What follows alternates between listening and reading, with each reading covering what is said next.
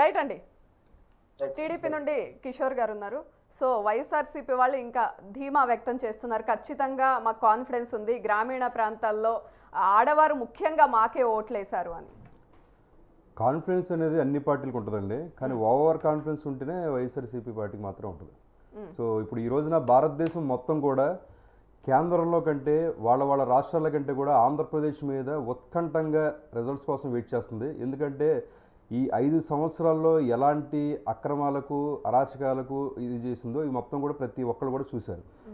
ఈ రోజున చంద్రబాబు నాయుడు గారి విజయం, కూటమి విజయం, ఏదైతే బీజేపీ జనసేన తెలుగుదేశం పార్టీ విజయాన్ని ఆగిపోయిన అమరావతి రైతులు కూడా అది ఆరంభమవుతుందని ఒక ఆశతో చూస్తున్నారండి.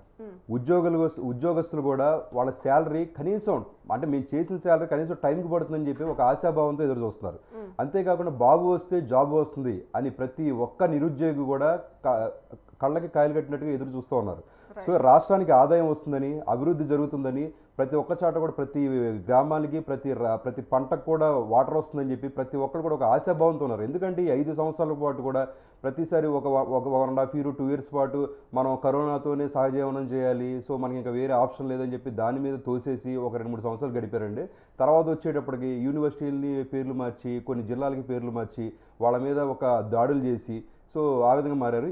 ఇంకొక సంవత్సరంన్నర ఈ 2 సంవత్సరాల పాటు ఏం చేశారంటే తెలుగుదేశం పార్టీకి అతను ఈ విధంగా చేశారని చంద్రబాబు నాయుడు గారి మీద అనవసరమైన అక్రమ కేసులు పెట్టి దాన్ని ఏదో బ్లేమ్ చేస్తూ అదొక 4 నెలలు అంటే ఒక రాజకీయ పార్టీ అనేది ప్రభుత్వాన్ని పరిపాలిద్దాము చక్కగా అంటే వాళ్ళకి కావాల్సినవి కూడా సదుపాయాలు కల్పిద్దామని లేకుండా ఎంతసేపు కూడా ఏ విధంగా డైవర్షన్ చేయాలన్నది మనం ఈ రోజున చూసామండి.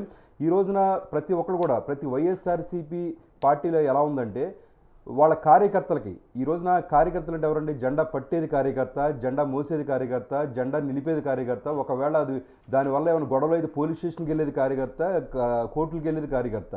ఈ రోజున కార్యకర్తలు అనే వాళ్ళు ఎంత ఇదిగా నలిగిపోతున్నారంటే వైఎస్ఆర్సీపీ పార్టీలో మీరు కేసులు పడినా పర్లేదు, అరెస్ట్ అయినా పర్లేదు, మీరు ఏమైపోయినా పర్లేదు, పార్టీ స్వలాభం కోసం మీరు పనిచేయాలి, మీ ఫ్యామిలీని తర్వాత పక్కన పెట్టండి, ముందు మమ్మల్ని గెలిపించండి, మమ్మల్ని ముఖ్యమంత్రులు చేయండి, మమ్మల్ని ఎమ్మెల్యేలు చేయండి అని చెప్పి ఒక ఏదైతే వాళ్ళ మీద తీవ్ర ఒత్తిడిని తీసుకొచ్చారో అలా కాకుండా ఈ రోజున తెలుగుదేశం పార్టీ అనేది ఏం చేసిందంటే మీరు ఎక్కడ కూడా గొడవలు పడొద్దు, కర్రలు పట్టొద్దు, కోడి కత్తులు పట్టొద్దు, గులక రాళ్ళు పట్టొద్దు, గొడ్డలి పోట్లు పట్టొద్దు, మీరందరూ కూడా మీ ఫ్యామిలీని చూసుకుంటూ మీరు వెళ్ళి స్వచ్ఛందంగా ఓటేసి ఏది నిజాయితీ ఉందో దాన్ని చూడండి అని. అంటే ఇక్కడ ఒకటేనండి, వైఎస్ఆర్సీపీ పార్టీ అనేది కేవలం పార్టీ స్వలాభానికి మాత్రం పనిచేస్తే తెలుగుదేశం అనేది యావత్తు తెలుగు ప్రజల మొత్తం ఉన్నతికి పనిచేస్తున్న పార్టీ తెలుగుదేశం పార్టీ.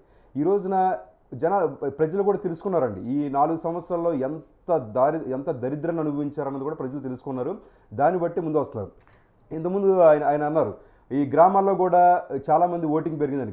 గ్రామాల్లో ఓటింగ్ పెరిగిందంటే ప్రతి ఒక్కళ్ళు వేశారు, వృద్ధులు వేశారు, మహిళలు వేశారు, పురుషులు వేశారు. అంతేకాకుండా ఈ రోజున గ్రామాల్లో ఎంతమంది గ్రాడ్యుయేట్లు ఉద్యోగాలు చేస్తున్నారు, ఏ ఉద్యోగాలు చేస్తారు? ప్రతి ఒక్కళ్ళు కూడా వాలంటీర్ ఉద్యోగాలు జరిగాయి. ఎంతమంది టీవీలో కూడా చూశారు. ఎవరో ఒక వైఎస్ఆర్సీపీ పాపం కరుడు కట్టిన కార్యకర్త ఏమంటాడంటే నా కూతురు ఎంఎస్సీ చదివింది, పెద్ద కూతురు, చిన్న కూతురు డిగ్రీ చదివింది, మూడో కూతురు మెడిసిన్ చదివింది, సో ముగ్గురు కూతురికి జాబులు లేకపోతే వాలంటీర్ ఉద్యోగాలు చేసుకుంటే బ్రహ్మాండంగా ఉన్నారని చెప్పి. అంటే ఆ విధంగా జరుగుతుందో లేదో నిజానికి నాకైతే తెలియదు, కానీ ఎవరో కూడా ఒక ఇంజనీరింగ్ చదువుకోనో ఒక పోస్ట్ గ్రాడ్యుయేట్ చదువుకోనో కేవలం ఒక గ్రామ వాలంటీర్కి పరిమితం అయ్యే పరిస్థితి అయితే కనిపించవు. వాళ్ళు ఖచ్చితంగా పక్క రాష్ట్రాలకు పోయే పరిస్థితి అయితే మనం చూస్తున్నాం. సో రైట్ అండి, రైట్ డీటెయిల్స్లోకి వెళ్దాము. బట్ దానికన్నా ముందు అప్డేట్స్ చూద్దాము. ఏపీలో కూటమి దూకుడు క్లియర్గా కనిపిస్తోంది. పోస్టల్ బ్యాలెట్ ఓట్ల లెక్కింపులో టీడీపీ అండ్ కూటమి ప్రభంజనం సృష్టిస్తోంది. 100 సీట్లు దాటి లీడింగ్లో కొనసాగుతోంది. 43 స్థానాలు ముందంజలో వైసీపీ ఉంది. అలాగే దేశవ్యాప్తంగా కొనసాగుతున్న కౌంటింగ్కి సంబంధించి ఇప్పటి వరకు 151 స్థానాల్లో ఎన్డీఏ లీడింగ్లో ఉంది. 78 స్థానాల్లో లీడింగ్లో కొనసాగుతోంది ఇండియా కూటమి. 7 స్థానాల్లో ఇతర పార్టీల అభ్యర్థులు లీడింగ్లో ఉన్నారు. రైట్ అండి, చూస్తున్నారు కదా, జనసేనకి సంబంధించి బోస్ గారు ఉన్నారు. బోస్ గారు చెప్పండి, అసలు ఈ ఎలక్షన్స్ కానీ ఇప్పుడు వస్తున్న ట్రెండ్స్